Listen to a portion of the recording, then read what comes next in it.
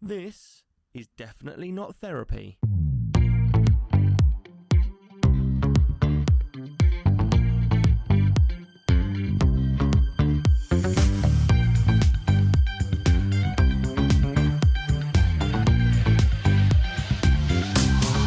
It's definitely not therapy.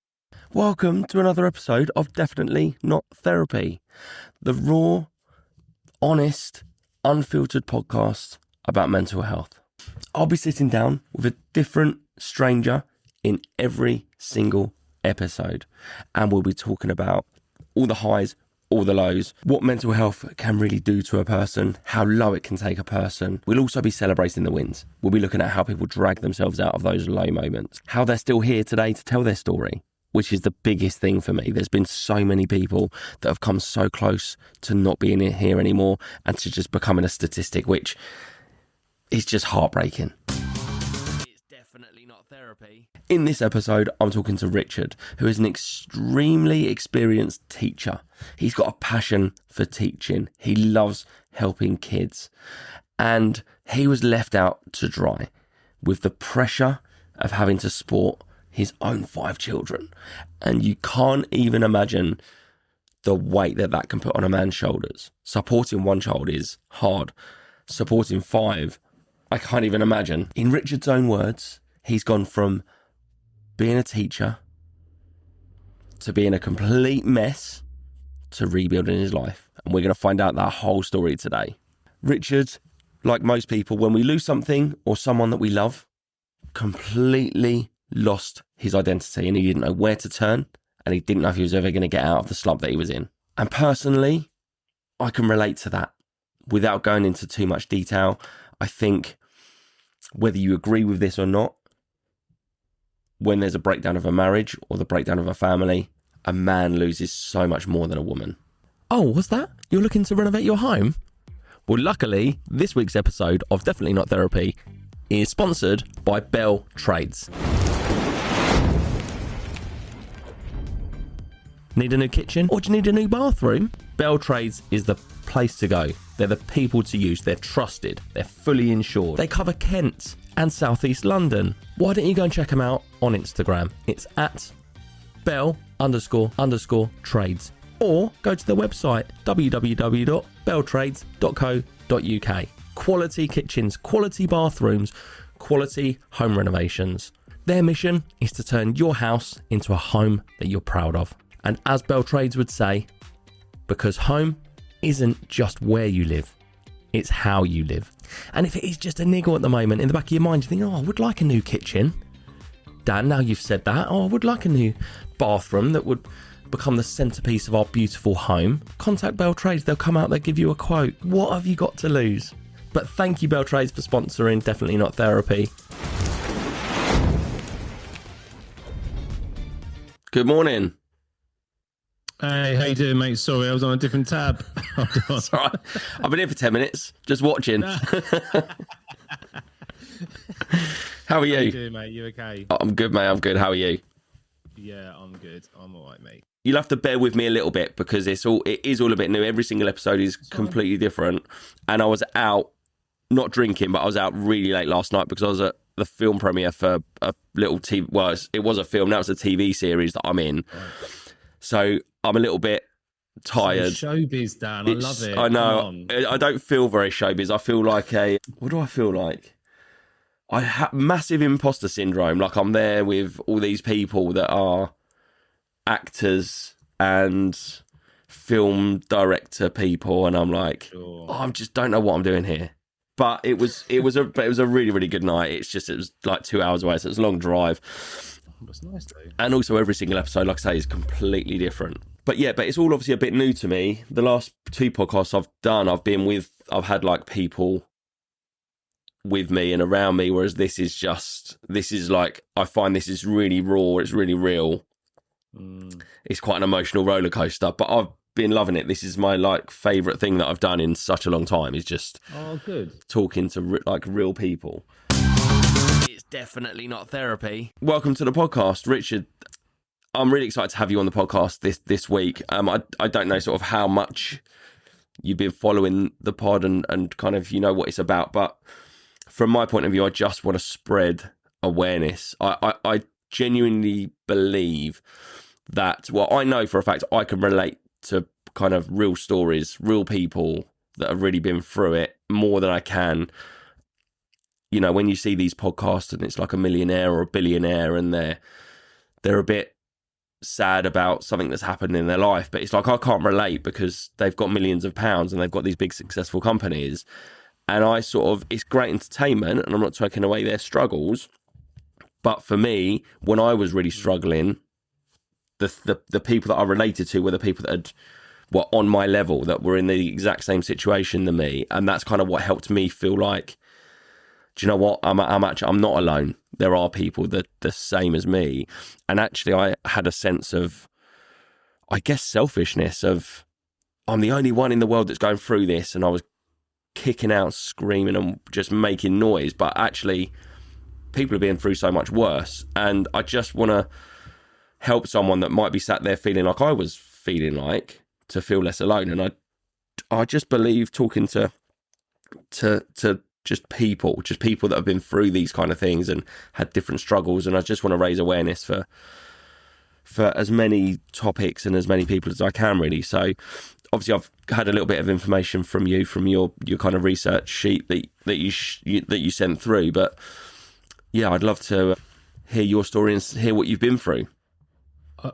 You said so many interesting things there. Like I think the sharing of stories is like really powerful. There's something about that's, I think, entrenched in our being. Like that's how we taught people when we didn't have schools. You know, we go back sort of, a few thousand years, and so there's something in that I think is really powerful. I think the second thing is this whole like grounding, almost like being around people who have either are experiencing it or have before, and there's something relatable with that.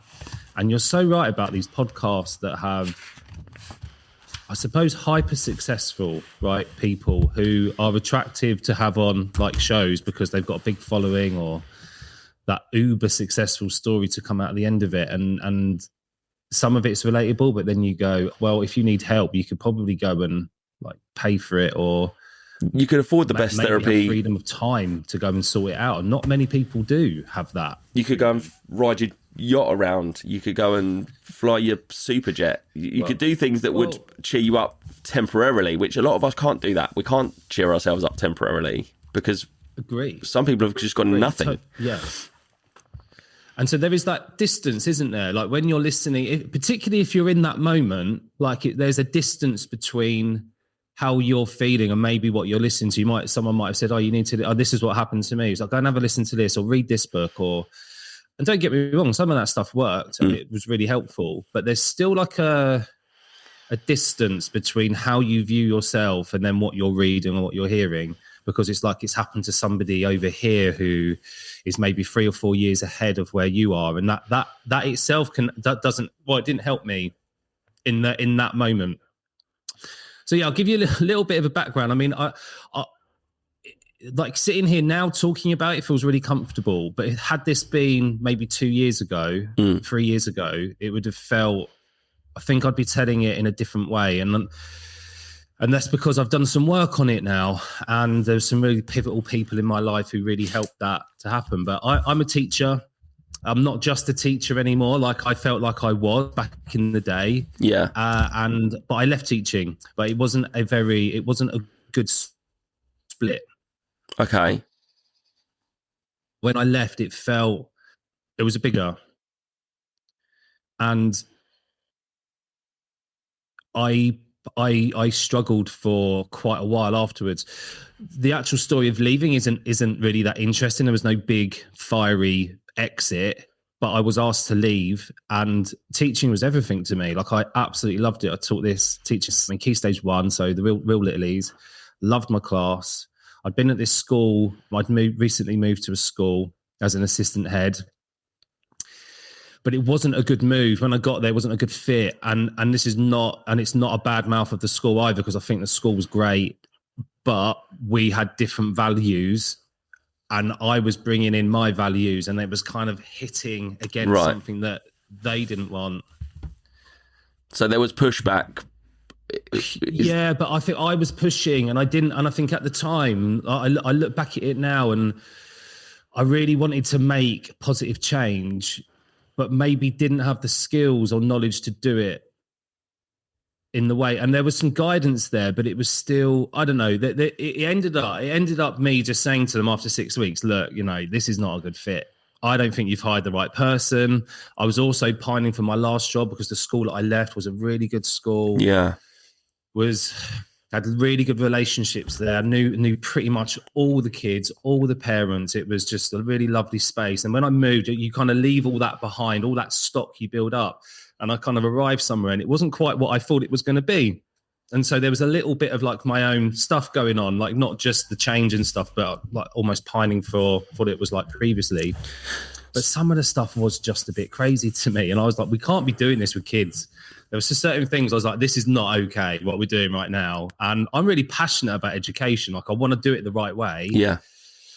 And I think education should be fun. I don't think it should be, I don't know, linear. I could get on my soapbox about that, but I won't. But basically what happened, Dan, was we get to like Christmas time. And so I've been in this school like 3 months or 4 months. And I'd already had quite a few conversations around, you know what, I don't think it's a good fit. I don't think anybody was happy. I wasn't happy with the school. School wasn't happy with me. And I wasn't pulling in the same direction as where the school wanted to go. And any teacher will tell you that there's this thing called the Sunday scaries. This is where like every Sunday you're like working all day, you're planning for your week, you're resourcing it. You give up that Sunday every week, or most teachers do, just so that you're ready and prepped. And that was happening. I never really had that before. Like everything was kind of like, even if I was giving up my Sunday, I loved doing it because it was my passion. Well, this is what I was going to say. If you've got a passion for it and you love doing it, then you wouldn't feel like you're giving anything up. You didn't feel like I'm giving a Sunday up or a day up because actually it's your passion and you loved it. Yeah. And then this new feeling crept in and it was new. I didn't really, like I knew what it was. I was like, oh my God, I've got to do all this work and there wasn't enough time for it. And I was getting swamped. There was no outlet for that either. Every time I tried to talk to someone, this is a common theme with me. I do try to talk about this stuff, right? If it's bothering me, I'll bring it, particularly at crisis point or just before crisis point. I'm like, look, I'm really struggling here. Is there any help? What can I do? So can I just ask you a question? Any help? Because and again, it's not on the schools. I don't really feel like there was anything they could have done. But fast forward to Christmas, the Christmas break, and oh my God, I was just so unhappy. And I look back now and I realized that was depression. I was really in it at that point. Yeah. And I had a nice Christmas. It was fine. But we get to, I've got some good school friends that we still meet up and like, regularly. And someone just organized a little get together at their house. And it was the day before we was going back to school. And we sat there, we're just milling about, having a bit of a joke and stuff. It was nice to doing that usual banter stuff you do with your mates. Yeah.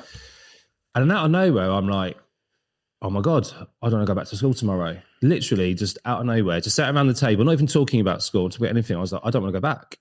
And I was like, I'm not going back. And I just don't even know where it came from. I was like, I don't think I can do it.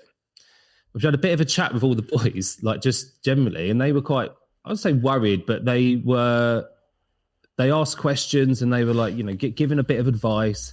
But I think it's hard. I don't think all separately, we've gone through different things at different times. But I think when it, like for me, because it's about work and it was just my whole identity was wrapped into it. It's like a destruction of self almost. I felt like it was, what am I turning my back on? So the advice was good and it held me in that space. But I woke up in the morning, I was like, well, I'm going to go. And I just went in and said, don't want to be here anymore. I don't want to be at this school anymore. I don't want to do it. I don't want to go to class. And the head at the time was really supportive in that space. But by the end of that day, we were like, we want you gone by the end of the week. They just wanted me out. And I was like, and I had a little, this is why I don't think that was the rock bottom bit, because it came slightly after. Because in that space, I was like, got 4 kids, got a house to run. Like that came to the front. I was like, well, I'm not leaving. I've got bills to pay. Like I can't just go. Like you can't just stop paying me. And I want to do my job. And so I was like, right, I'm back in the classroom. And I just literally went, no, I'm not going, and walked back to the classroom and just continued like nothing had really happened.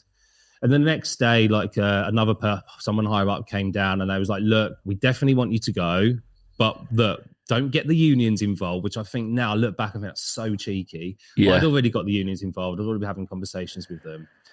And that guidance there kind of helped me create like a buffer.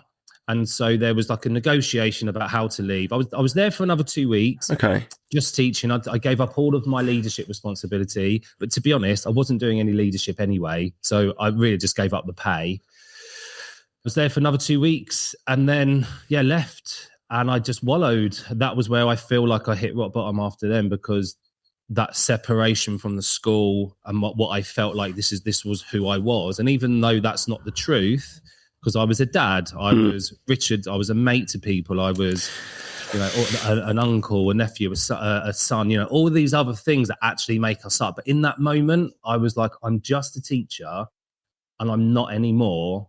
What am I? You lose your whole identity, don't you? That's what it feels like. You feel like, who even am I? Can I even be these other things without this main thing that kind of holds all of that together?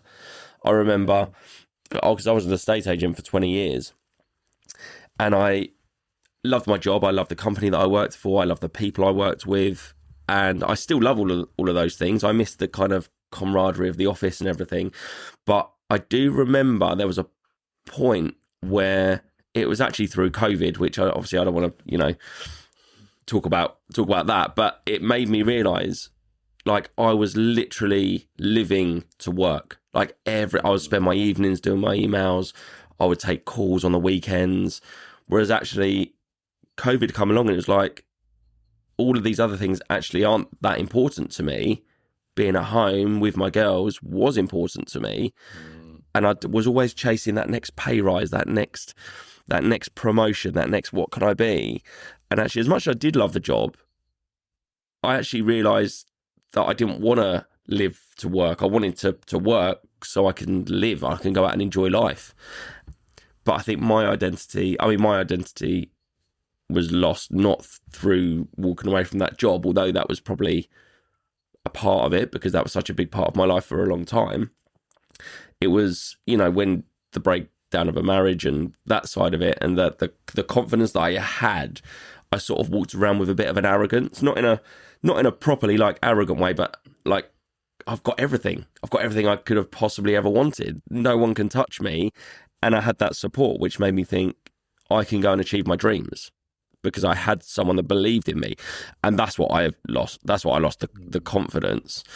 And I think potentially what you're about to go on to say when I guess your depression really set in. It's when you get time to sit and really think. When you're busy and you've got school and you've got a job and you've got other people that are relying on you, you maybe feel it, but you don't really get time to think about it. Whereas probably maybe you got to a point where that 2 weeks had finished, it was then nothing, and you had all this free time. Yeah, all you've got is time. All I had was time. And then, I mean, look, still busy, like from being a parent. Like we had young kids, still doing school run. I look back now, and at the time, there was no gratitude, for that, like being able to take the kids to school, pick them up, because I was so lost in everything else. I would look back now and think, wow, how lucky, because I've got 2 older ones and 2 younger ones, and the older 2 I was around for quite a bit because of the work I was doing at the time while they were little. But for Tallulah and Herbie, I was a teacher the whole time they were little, which meant I wasn't really around, and I did give up those Sundays, and my evenings weren't really my own, and all that other stuff that comes into, I think, just working life. I don't want to like say that if you're not a teacher you don't work hard, because I think that's not true. But you do give up some stuff, don't you? And that sacrifice in those spaces. But I could take them to school for a bit, and it's those little things now. And I look back and I think, wow, like even though. Like I did wallow in bed, basically. I was just sat in it. and I didn't really do a lot of either outward thinking or plans. Okay. I don't even really know what changed. And maybe it's just time is the healer. And I'm sure that you would have heard this, Dan, over and over and over again. Like, time's the healer, let some time pass. I am a believer in some of that. However, sometimes it has to be very intentional. Don't just let time pass, because time's the only commodity you'll never, ever, ever get back. I wrote down some notes before, and I think there is a little bit, I feel quite fortunate that I do have like quite a supportive circle. Like, I'm really lucky in that way that there are people who would check in on me, and there were people that would send me a message every now and again. So I think time and that together kind of really helped. But it got to kind of February time, end of Feb, and I just woke up and I was like, fucking hell, you need to do something here. This is not what you are. This is not it. Like, you've got drive, you've got ambition, but what's the next bit going to look like? And I was still a teacher in my head, so that's what I looked for some teaching jobs, got some interviews relatively quickly because it was coming up to Easter. There's a lot of movement around Easter in teaching. Okay. Schools are trying to spend budget if there are anything surplus. I went to these interviews, I just couldn't perform. Like, I couldn't show. I was there, but my God, I wasn't really there like that. And I went to a school that's really local to me. It was the perfect job. I'm a teacher, but I trained as a nurture group teacher as well. So working with those children who just need to have a different space in a mainstream school. You know, those ones who really struggle in the mainstream class. They need a little bit more space, a little bit more support, bit of care and attention. That's my thing. That's what I love, working with those children. And this job came up, which was pretty much that, but with a little bit more added to it. And I was pumped for it. I was like, yes, this is me. This is it. I found it. Oh, I turned up. It was awful. Like, I was just, I mean, I'm surprised it just marched me off school. I was that bad. And obviously didn't get the job. The feedback was awful. And then I was back into that pit again, like that cycle and that confidence that you was talking about. I didn't stop though, and I had it wasn't an interview, but there was a job going, Isla Sheppey, so you'll know this, right? Isla Sheppey, don't wince. And I'm trying to keep a straight face, but... Try and keep a straight face. And it's notorious, right? Let's be clear. It's got a notorious, particularly from a teaching perspective, it's one of those places, a bit like, I don't want to like throw Thanet under the bus because it was where I grew up. But in Thanet, also, if you grew up in Thanet, you're fine, right? Your face fits, you know the area, it's cool. People look at Thanet and go, oh, God, I won't go to Thanet. Oh, Margate's a dump, or that, you know, that kind of stuff. But I love it. I love it. And people always go, really? Honestly, I love Thanet so much. And I know people from Sheppey feel exactly the same way about that as well. So I would never badmouth it. But it has like kind of like, you want to go and teach on Sheppey? And I was like, well, do you know what? Why not? Yeah. So it wasn't even an interview. I just phoned up and I was like, come and spend some time. We'll walk you around, do you a tour. And I walked in and I knew the head, but like I didn't really know them. I just knew of them and they'd heard of me. Like, you know, Canterbury's a small place, particularly for schools and stuff. So people get to know one another and you see people at meetings and all that kind of stuff. So I immediately felt at ease because I knew this person. It felt like, oh my God, I've got an anchor here. And she was smiley. She was really welcoming. We had a chat about like what had gone on. And I was never honest because I had an experience where I went to a school and they was like, tell us what's gone on. And I was like holding back. And then the head pulled me to one side and was like, well, tell me what really happened. And I was like, basically the story I just told you, that was it.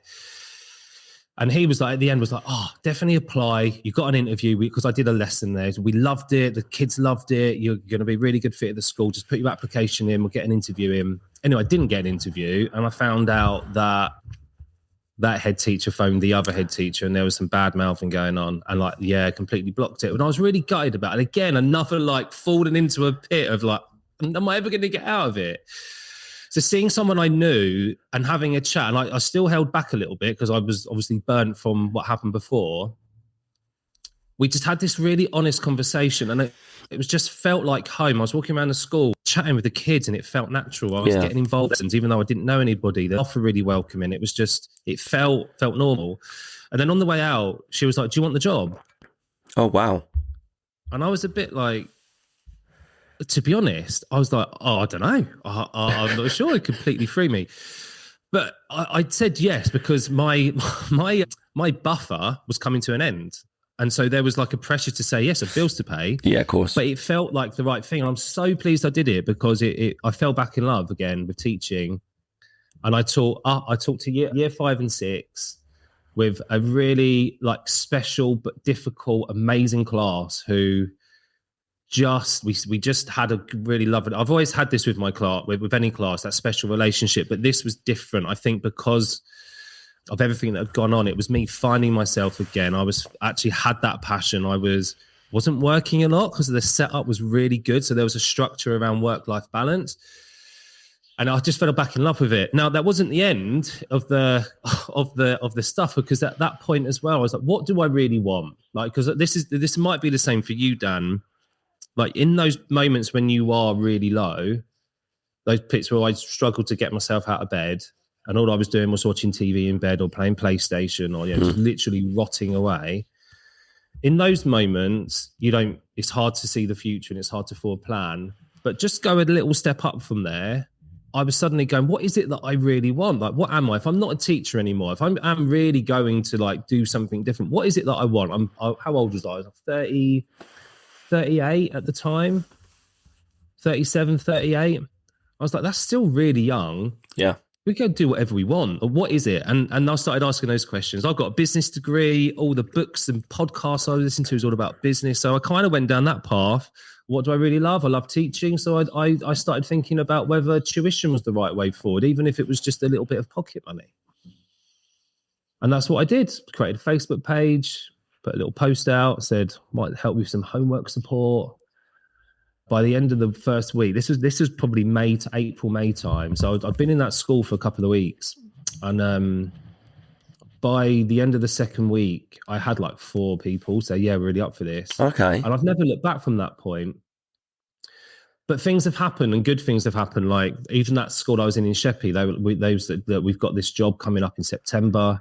It was basically, again, like a nurture group role with more stuff on top. And they was like, we want you to lead it. We want you to lead it in this school. And then we'd love for you to lead it across like the academy at some point. Wow. And I was like, oh my God, like a year ago, I would have bit their arm off, and I turned it down because I was like, I want something different. And that was scary. But what I did start to do was have conversations with people. I started to open up my eyes to things outside of teaching. And I started to see the benefit of not being a teacher anymore. The unwrapping of the identity helped me to see that I could come out of this narrow field and have got all these transferable skills, which is hard to see, I think, anyway, like whatever job you're doing. I think it's hard to see the skills you have and how they transfer out. But I started to appreciate some of those things. Don't get me wrong, it's still really tough. Like you spoke about imposter syndrome right at the beginning, like, oh my God, I turn up here and there's like a director and there's these actors and there's these things, and there I am just walking along like, oh my God, am I really in this space right now? And the truth is like you're there because you deserve it, and you're there because you've put the effort in and the time, and you've got the right personality, you're funny, they want you to be around, and that's really easy from an outsider to say. It's much harder for you to say it about yourself. Well, I think anyway, like that self-praise. So yeah, I think that was that in a nutshell, that little kind of 6 months of feeling like in a pit and not really sure what we're going to do, very quickly unwound into, I'm going to give this a go. I'm going to back myself. Let's see what happens. What's the worst thing? I'll go back to teaching if it all didn't work out. But that's really empowering. That's really empowering to listen to you talk about. One, you've got such a passion for teaching. You can tell that just by having a conversation with you. You're passionate about it. I think to have got to the kind of the depths that you did and having that depression and self-wallowing, which I think is a stage anyone that has had depression will go through that. But you got out of it like so quickly, and you just got your drive back so quickly.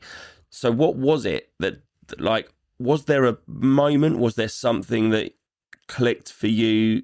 Because I think that's the thing for a lot of people. I personally struggled to it's very easy to say, well, I've got a little girl, so obviously you would do it for her. But when you're in that moment and you're more depressed and you've got this feeling that you've never felt before, it's none of that. You can't kind of justify. You can't put the two things together. You separate from it, and it's I'm just depressed. There's nothing I can do, and you self-wallow. But so, how did you get out of that in such a quick time frame? I'm going to romanticize it, but I don't think this is what actually happened. But this is how I view it now. There was just a moment. I'll talk about that moment in a sec. But there was just a moment where I just sat up in bed. And there was just, you've got to stop doing it. This is, you've got to just, there has to be another way. And that was when I first started looking for teaching jobs. And to be honest, I think that was, I don't think I have a good answer for this, but what I think happened is that pressure to turn up, that pressure of finances. Yeah.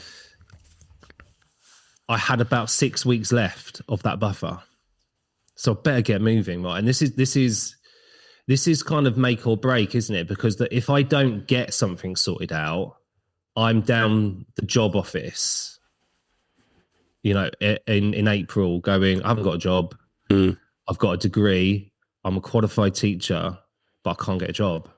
And there was something about that spurred me on. Now, this comes from somewhere else, though, Dan. This isn't just in isolation. So I had children. Well, basically, by the time I finished my degree, we had 3 kids. So when I was 22, I finished my degree. We had 3 kids. So a very non-standard way of doing university, which meant we went through hardship, right? There wasn't a lot of money, and there was times when I was begging and borrowing. I didn't quite steal anything, but begging and borrowing of people to live, for a long time, and it was hard work. So there was that, but it was quite fun. I don't have any regrets about any of that. There was something that was very, I don't know, just different about it, I suppose. Yeah. And fucking really hard times financially, but I didn't like it. I didn't like the fact there was times I had to knock on the council office door and say, got no money for gas and electric, and I've got 2 young kids at home, can't buy nappies, can't buy milk, that kind of stuff. And I would have to go and get these I did it twice. I had to get these emergency loans. And there's something about that that's very, it destroys a little bit of pride. Yeah. Because you want to, and this is not just a male thing. I think this is a parent thing where you want to provide for your family. You want to do it. You don't want to go knocking on people's doors and say, can you just lend me a tenner? Because I haven't got any gas and I can't put the oven on, or we can't have a hot bath because there's no electric on the meter. Which meters are? I can't get on my soapbox about meters as well at some point. Another podcast. But I think because that stuff had happened, and we'd been through that, and financially we was okay, in 20s up to 30s. We were never I used to do 4 or 5 part-time jobs, community work, youth work, that kind of stuff. Yeah, just so we could have full-time money. So we were always a little bit short. It was never flush. As we got to this point where we were, it was okay. I mean, again, teaching is not the best paid job, but we were okay. And then it was like a ticking thing for me. It was this 6 weeks. You've got to pull your finger out. Otherwise, what are you going to do? You're not going to be able to pay rent. Well, from that point, it goes from a bad situation to a much worse situation. And that's harder to get out of. So you absolutely did the right thing. And obviously you've got the drive in you, and because of your life experiences before that, you just didn't want to be in that situation, I guess. Yeah, I think I'd put it down to that, but I still think it comes from somewhere. There is a resourcefulness in all of us. Yeah. That we can reach for. Even when you feel like you're at the lowest point, there is something in there. Now, I'm going to say that's very general, because for some people, they don't have that, right? I don't think that's clear. Some people don't. So then you borrow from somebody else. That's where you are sending a message do you know what? I'm not okay here. Can we have a chat? Or people take it upon themselves to reach out. Dan, I know you experienced this because I've seen it in your socials, where people are thank God somebody messaged me. The first episode of this pod was like that. This person just reaches out and says, do you know what? I can see this in you. Are you okay? My messages are open. So when we don't have that resourcefulness, and it's not there, we can't find it yet, we can borrow it from other people. And that's what happened. I think that was going on as well. Like my partner at the time was really supportive. She was also going through her own stuff as well. She also lost her job pretty much the same time as me. Oh, really? We were wallowing together for a while, but we did support one another. But then there's also like my mum, my dad, my brother, my sister, my close friends from school, and all these people were there. And I didn't reach out, but I could have done. Yeah. So just knowing they were there, I think, supportive in its own right. Yeah, that can make a big difference. Just that support network, whether you engage with them or not, just actually knowing that you've got it can make the difference.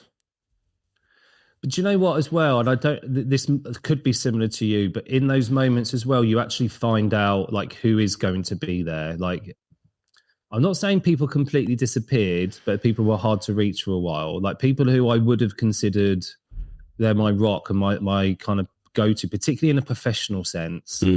There were people who I would like reach out to. I'm really struggling with this in teaching, or this has happened today. But then and that's fine in that professional, like kind of looking at the classroom. But when it was like, oh, this is happening to me now, like this is really serious, people went missing. And I was like, oh, and that was quite hard as well, because you're like, that wasn't what I thought it was. I can relate. I can 100% relate. And I think from my experience, there were people I expected would be there. There was people I expected, okay, right, we've got this because I've got these people.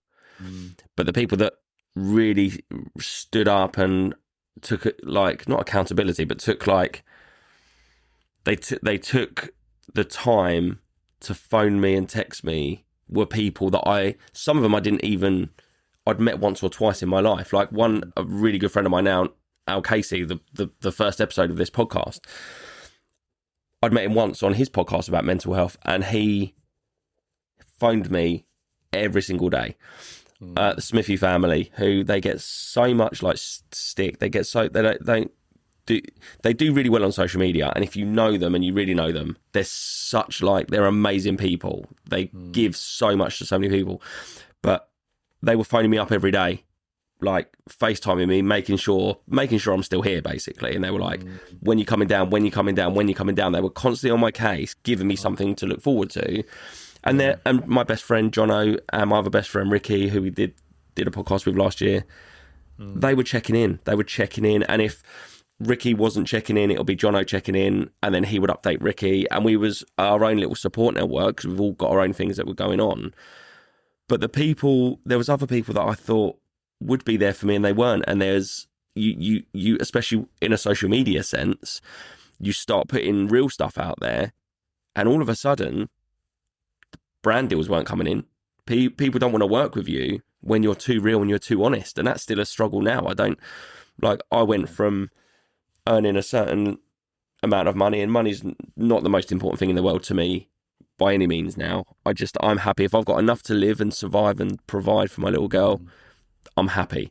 But I've just been treading water for the last 18 months, and it's hard because you're like, am I going to be able to get the money for this next month? And luckily my parents have stepped in a couple of times, and they've helped me out with a bit of money, which is you mentioned it, it's like the pride side of it, because I had this good job, I had this good career, and I worked hard for that. And I was the one that people would come to and be like, Dan, if you guys need some money, can you help me out? And I would help people, whoever I could. But then it was me, and I was like, the pride of having to go to my mum and dad and say, I'm just really struggling. Can I borrow some money? Or I didn't know. I think it probably wasn't even money that I needed, like massively. It was being able to say, I'm really struggling. I really need your help. And the only way they really knew how was, well, can we give you some money to help with that, take some of the pressure off? And yeah, it does, of course, but I think that was not a cry for help, because that sounds too extreme, but it was definitely me asking for help. It was definitely me saying the words out loud, I'm struggling, I need your help, which is a hard thing to say when you're a proud... Yeah, I agree, like that. I wonder if that is I'm having therapy right now, and in the last session, this was actually brought up, and we were talking about. I was told off because you're how old's Harper? She's 6. No, she'll be 5 in a month, less than a month now. Which is an amazing age, right? I love that. I love that age. My favourite bit is like from baby up to about 6 and 7. That bit's just so cool, and it's still cool when they get older, but it changes, right? So your relationship changes. And I was saying like how I struggled when Olivia and Melody was going through their teenage years, like to keep that connection. Because it's quite, and you don't actually. The truth is that you don't keep that connection. It's a different thing. Like they need to grow in their own independent way and stuff. They don't need you anymore. That's what it is. What's that? They don't need you anymore. That's what it is. They don't, and that's right. They have to have that sort of breakaway. But then with Herbie and Tallulah, they're now 14 and 13. Herbie's the youngest. We're doing it again, and I'm like, I don't want to feel that same struggle. Like, what do we do? And I'm saying, actually, my son can be quite closed off. They were my words, and she was like, I'll stop you there because you're using the word close. If you're bringing that up, you're closing it yourself. Okay. And I felt there was magic in that, because then I could recognize that in myself, where I'm like not saying these things like I'm struggling, or do you know, I'm feeling quite sad today, or I'm feeling anxious, or, you know, we tend not to do it. Why do we do that? And I think particularly with, I don't want to gender stereotype stuff, but particularly with boys, don't cry. Come on, you're okay. Jump up. You'll be fine. Rub it. You'll be good. Stop moaning. You know, we do all this kind of stuff. We do that with girls as well, by the way. Like, so it is across all boys. But I think that with our girls, there is a softness that comes through. Yeah. In most cases, but with our boys, we tend to give them like these weird messages now. And that's now, and we know all this stuff. That's with the current generation we're bringing through, like Harper's age. For us, like I'm 43, like we were just told not to cry. We were just told not to share our emotions. We were literally put in our bedrooms if we showed emotions. You know, right, come out in an hour when you're sorted out. You come sort yourself out. You know, we weren't shown this emotional regulation stuff. No one role modeled that to us. So no wonder then it feels weird to us to say to our parents or to friends, like, I don't feel okay today. It does. It's a very weird thing to say to your parent. I think now in our generation, I'm 41, so we're like similar ages. Similar, yeah. And we just were brought. It's a very, very different to how we were. And I think the problem is we're having to break that cycle of what parenting has always been. You would basically be brought up by your mum and dad, and you would just replicate what they did, and it's just the same ongoing. But you can't do that now. You can't raise a child the way we were raised, because I was raised I don't want to say like through fear, because that's too extreme, but it would be like if I was in trouble and my mum would be like, right, wait till when your dad gets home, I'm telling him, then I'd be like, this is the worst thing that could happen to me right now. It was so, because you're like, you know, dad's going to kick off and it'll be bad. Whereas now, if we were in a situation, it's like Harper had been playing up and it was like, right, wait till daddy gets home. She'll be like, oh, I can't wait for daddy to come home. He'll give me a big cuddle. She'll know I'm not going to be in trouble because daddy loves me and he'll just cuddle me. So my struggle with parenting is, how do you do it? How do you do it? It's definitely not therapy.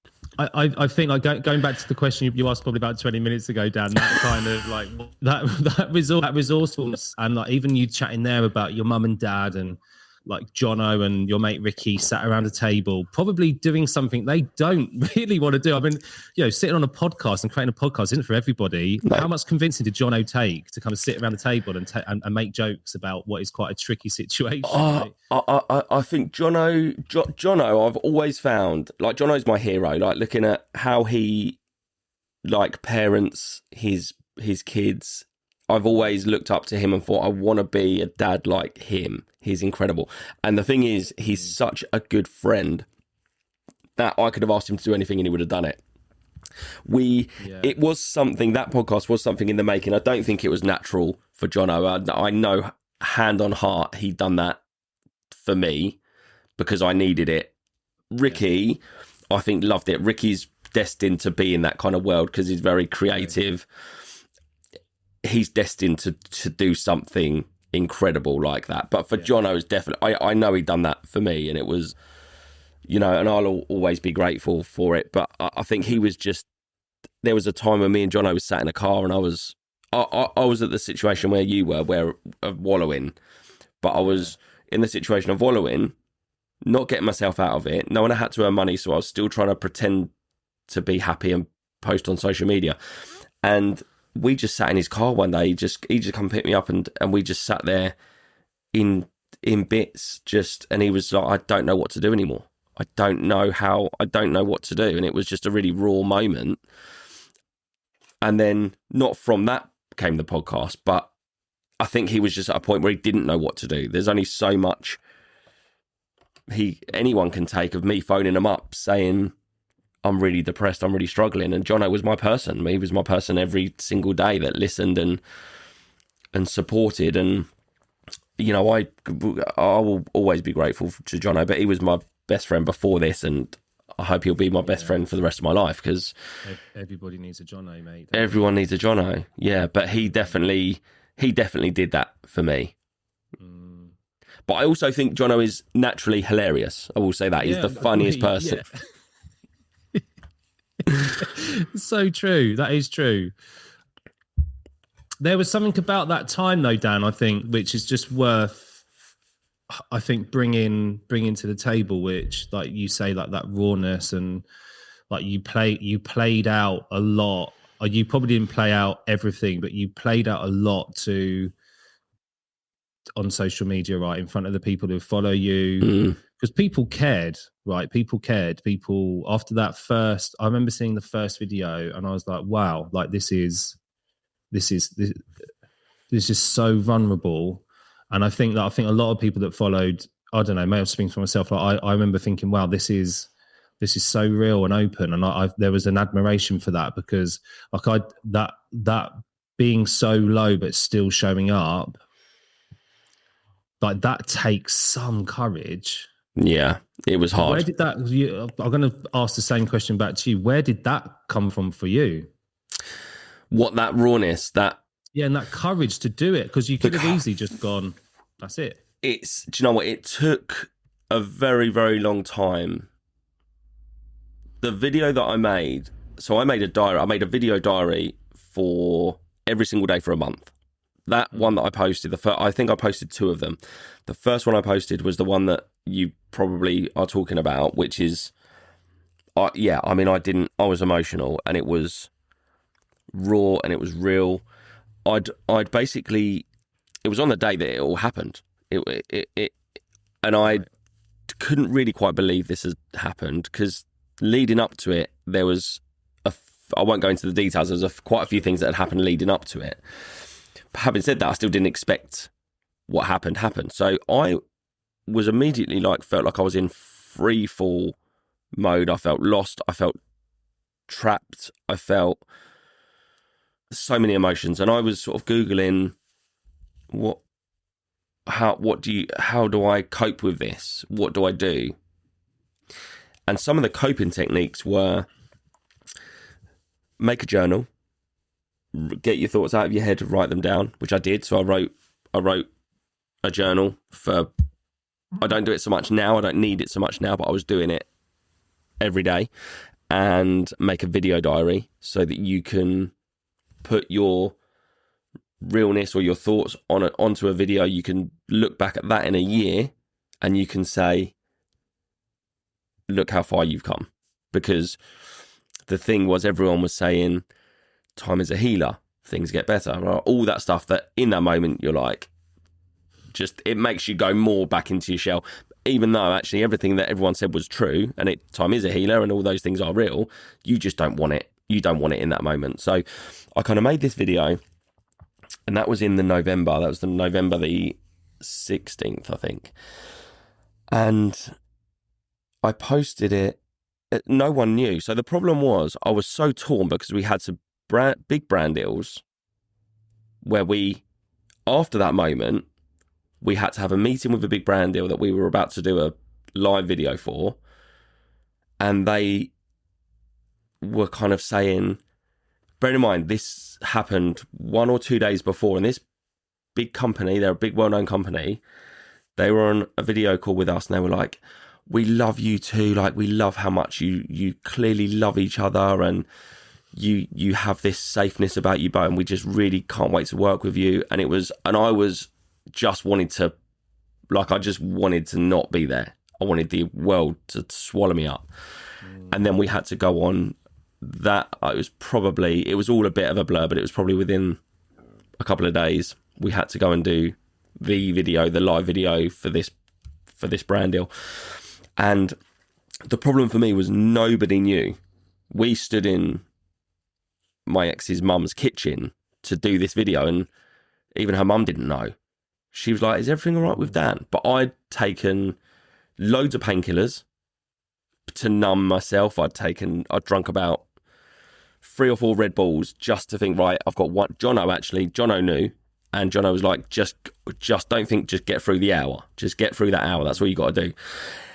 And I really struggled with it. And my problem was no one knew anything other than 2 or 3 people. So the world didn't know. Not that the world needed to know. It's like we're not the Beckhams. Like, the world doesn't need to know what's going on with us. But when we did have regular followers that would see twice a week, we would make this content and they'll be used to it. And then all of a sudden that stopped and we was churning out old content. It's like, you have to say something at some point. And I'd made this video and I'd speaking to my family, I was speaking to her family and friends, and they were like, you just need to do something. Maybe to release this video, release the kind of the emotional, honest, and just because I didn't put my ex down. I didn't say anything negative. All the things that I said in that video, I stand by. I did lose, I said I was going to lose my little girl. Well, for me, losing 50% of my time with my little girl is losing my little girl. I didn't want to be a dad so that I could let someone else have that time with her. And they're things that you can't control. And it was just a really emotional time. But to have the courage to do it, I don't know where it came from, but I wouldn't have been able to do it on the day that I filmed it. And it was never my intention to. I think it just got to a point where I was dragged through so much, like the brand deal, like seeing family and not being able to tell them. I had to go for a whole Christmas at a pub with loads of people that knew we'd just got married and knew there was something wrong, but I had to sit there and be like, what a happy life we've got. Everything's perfect. When I knew that my world was over. And it just got too much for me. And I just needed to do something. And that's what I chose. That's what I thought. I watched it back and I watched it back and I watched it back and I was like, that's it. I just need to post that. The world will know what's happened. It's not putting, it's just my feelings. It's my story. It's my vulnerability. And the support was overwhelming. I will say that. Even to this day, I haven't got through all of the DMs that were sent to me within that 24 hours. I can tell it was probably 15,000 messages. More, wow. Possibly more. There's so many, because now I'll still get people that will now check in and the DM that they originally sent me will be like this date, January, the whatever. It will be like their message will be there. And I would never have read it because there's just too many. I couldn't get through them. But obviously what came with it was the hatred that you can't talk about that online. You can't put that online. And that's for me where I saw the comment, man up, what are you crying on the internet for? And I sort of get it. I probably would have been that guy 5 years ago. But yeah, that's probably a really long way to have answered your question there. Yeah, but I think there's power in all of that, and I wanted to bring that because I think it's really hard for men to show up in that way, whether it's with your friends, family, or online in your way, right, with your audience. I think it's really a hard thing to do, and the more role models we have for that, the better. And like your pain in that point is going to flip it over to the positive, is going to help somebody in the future. And I see like where you're aligning with some of the people you're getting involved with, because I saw like the post, was it yesterday or the day before, like with some of the mental health charities and movements like that. I think there's with most of these stories, and I really hope that the people you chat to over the next, like, I don't know, 4 or 5 years with podcasts has got a lot of potential with like inspiring people. Everyone you chat to, what I hope has a similar theme where you talk about this kind of pinch point in life, and it doesn't matter what that is, but this pinch point, and then we can say, but I showed up in this way and then it led to this. Yeah. So like you're going to be able to say, well, I'm not yet maybe, but I'm quite pleased that happened because it's led me down here, and I'm more aligned with these brands, and I'm inspiring others. And your stat, and I think most men look at this. I'm not sure how widely known it is, but you put a stat out the other day about like the suicide rates. Well, it is absolutely shocking, and it's never spoken about. Why is it not?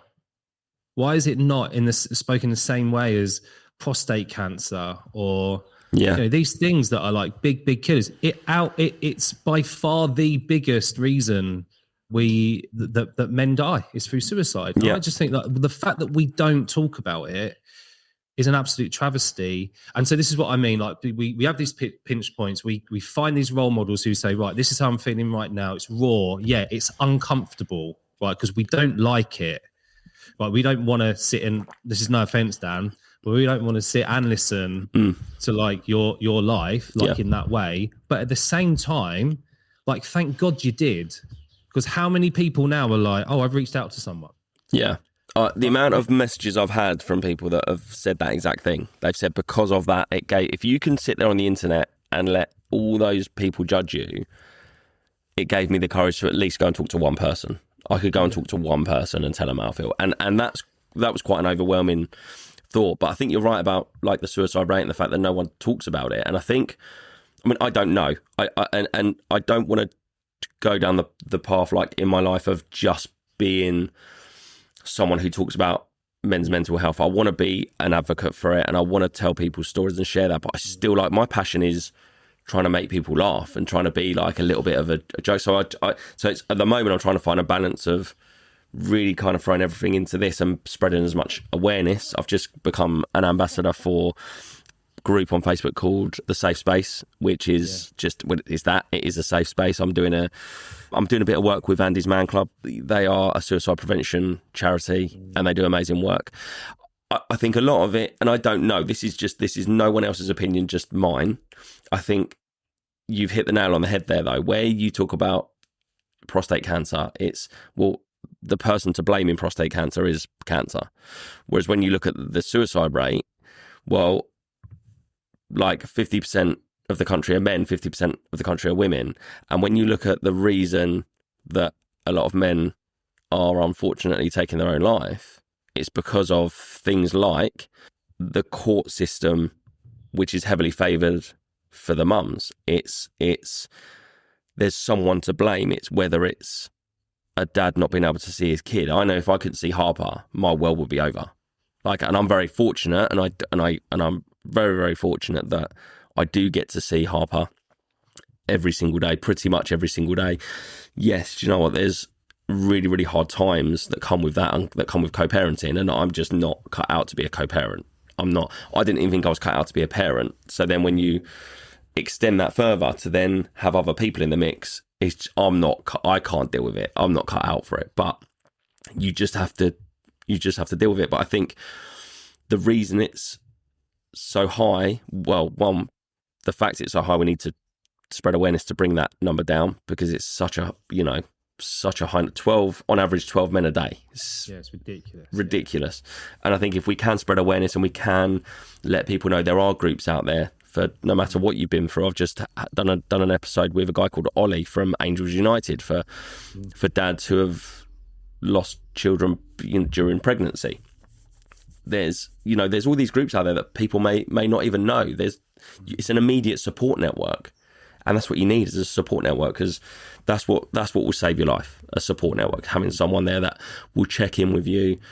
Andy's Man Club, I know I had a guy called Alan on from Andy's Man Club, and he was like, one of the things they do every week is they ask you about something that you had during the week. And that might seem like a silly thing, but they might say, oh Richard, welcome back. How was your football game on Monday night?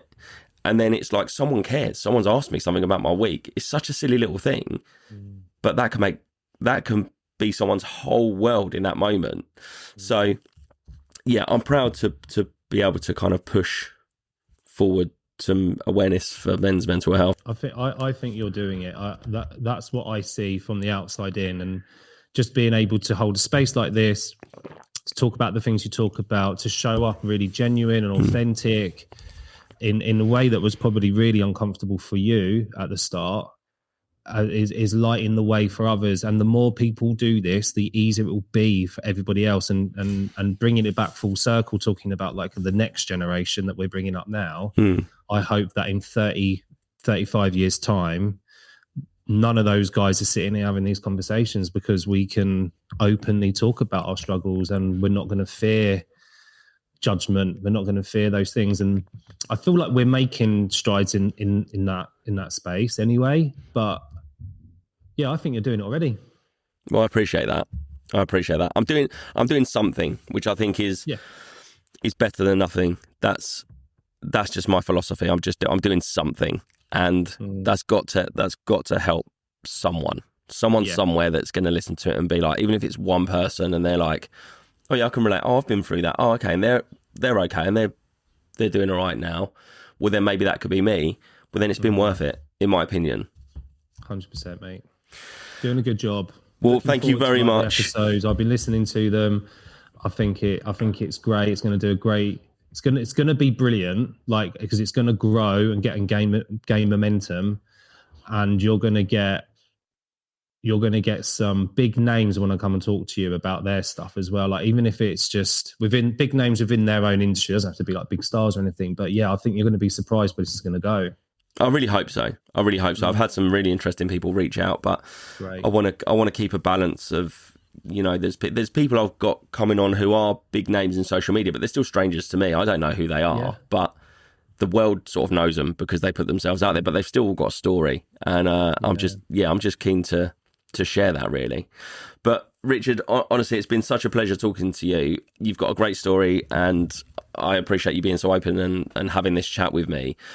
I always like to end on a bit more of a lighter note. So could you just tell me one thing that's either made you laugh in the last week, or one thing that's your best joke, or if your life was a movie, just give me something that's a little bit lighter. So bringing it back to like the kind of from the chaos, like what happened, what I ended up doing was creating a space for teachers that ended up being for tutors eventually, to cut a really, really long story short. And we had our first ever annual conference last week, like Tutor Fest, amazing. Yeah. And so I did a talk, and the thing that made me laugh, but it made me laugh over and over again, was in my talk. What I did is I had recorded something with my mum and dad, because my whole thing was about stories from your past. What things did you hear growing up that kind of either help you now or don't help you now? You know, those kind of weird things that we've been speaking about, strangely enough. But my mum's like golden, right, with this kind of thing. She's South London. She's very honest, really authentic, but can come across quite harsh. But the story started because I tried to spend time at mum and dad's more. I've got freedom, right? I can work wherever I want pretty much. So I take my laptop over a couple of times a month and have a chat. Anyway, I walk into the house. I haven't even taken my bag off yet. And she's like, Rich, I've got to tell you something. And she basically spent the weekend at my brother's. And my brother was saying about this broken fence post in his garden. And he was going to pay someone 80 quid to fix it. And my mum's gone, what are you wasting 80 quid for? Just go and fix it yourself, do these things. And she's asking my opinion. I was like, 80 quid, I think's bargain. I don't have to go to B&Q, don't have to muck it up, don't have to pay someone to fix my mistake. Like, just pay 80 quid. And so in that moment, when she was at my brother's, because he was moaning about, I don't want to do it, she walks back in front of like my brother's like mother and father-in-law, And I'm not even there at this point. This is all like, she's telling me this like secondhand and gone, why are my sons both weak pieces of piss? And I'm like, right. So I'm basically sharing this story on the thing and with people. But then I've got like the recording of my mum saying it. And it was just quite a fun moment to share. So yeah, that's probably it really. I love the fact you were dragged into that and you was not even... There's no need for you to even be mentioned. No, nothing to do with me at all. But that's my mum. And the thing is, then I had to ask my mum's permission. Is it okay to share this? Because I'm going to throw you under the bus a little bit. And she was okay with it in the end. So, yeah. Oh, that's good. Well, Richard, I'll let you go. But thank you so much. I wish you the best of luck, all the success with your tutoring. And yeah, keep in touch. I'd really appreciate that if you do. And we'll catch up soon. Thanks so much, mate. I appreciate it. Thank you. No worries. Take care, Richard. Take it easy, mate. Bye-bye.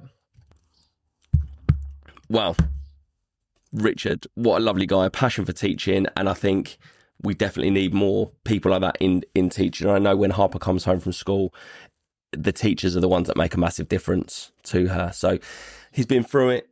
He got depressed. He really struggled. But you know what? His motivation was just that it was financial, which it is for a lot of people. We don't want to be the ones that are going down to the job centre asking for money, asking for help, because it's tough. That's so much tougher than being in a situation where you can do something about it. You can sit there and think, I could wallow for another 2 weeks or another 4 weeks or another month. And trust me, I've been there. I have been there. But to drag yourself out of it, sometimes, it's nice to have a support network. Of course it is. But no one can drag you out of it other than yourself. Only you can get yourself in that situation. So I'm really pleased that Richard come on and shared his story. Hopefully it will relate to some of you sat there or listening to this now thinking, I'm struggling, I'm self-wallowing, I'm the one that's doing that, I'm laying in bed listening to a podcast, which is brilliant for me because I need the listens. But you could be doing that on the train going to work. You could be doing that while you're at work with your headphones in, depending on what job you've got. So do something, I think, is the message. Make that first step, because you have no idea that once you take that first step, what that's going to lead to. It could lead to a little thing, but that could lead to a bigger thing, and that to a bigger thing, and you don't know where you're going to end up. So I think just take that first step. That's it for this episode of Definitely Not Therapy. And if you cried, laughed, smiled, or just felt slightly uncomfortable, then we've done our job. Make sure to follow, subscribe, leave a review if you can, and perhaps share this with someone who feels alone right now, because that might make them just feel less alone. There's someone else going through the same thing as them. Whatever your story might be, whether it's co-parenting issues, divorce, breakups, heartbreak, anything that goes unspoken, things that you feel like you can't talk about, come and talk to me about them. Let's help to spread some awareness. All you need to do is email me at onlydanlawrence@gmail.com or DM me on any of my social media platforms. Dan Lawrence on Facebook, Dan Lawrence Comedy on Instagram, or Definitely Not Therapy Pod on Instagram. I'm Dan Lawrence, and I'll see you next time.